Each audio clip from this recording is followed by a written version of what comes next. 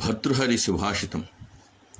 భూషలుగావు మర్త్యులకు భూరి మయాంగద తారహారముల్, భూషిత కేశపాశ మృదు పుష్ప సుగంధ జలాభిషేకముల్, భూషలుగావు పూరుషుని భూషితు చేయు పవిత్రవాణి, వాగ్భూషణమే సుభూషణము, భూషణముల్ నశించు అన్నియున్. మగవానికి లేక ఏ వ్యక్తికైనా గొప్ప బంగారు ఆభరణాలు కానీ, స్నానము, చందన ధారణము, శిరోజాలంకారము వంటివేవి అలంకారములు కావు. శాస్త్రజ్ఞాన సంస్కారము కలిగిన వాక్కు మాత్రమే అలంకారముగా శోభించును. స్వర్ణ మణిమయ ఆభరణములన్నీ నశించిపోతాయి. వాగ్ధాటి ఒక్కటి మాత్రమే నశించని అలంకార భూషణము అని భావం. అనగా పురుషునికి సద్వాక్కు మాత్రమే అలంకారమని భావన.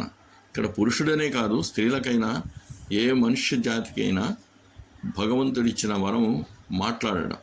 ఆ మాటను ఎంత సొంపుగా వాడగలిగితే అంత సంతోషం లభిస్తుంది. ఈ సందర్భంలో విదుర నీతిలో తిక్కన సోమయాజి పలికిన పలుకులను మననం చేసుకుందాం. తనువున విరిగిన అలుగుల ననువున వృత్సంగవచ్చు, అతి నిష్ఠురతన్ మనమున నాటిన మాటలు వినుమెన్ని ఉపాయముల వెడలునే అధిపా.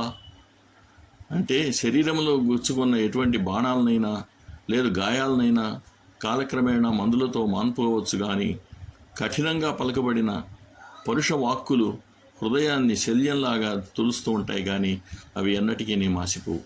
కావున పరుష వాక్కులు విడనాడి సరసూక్తులతో అందరితో మంచిగా ఉండడమే శ్రేయోదాయకం.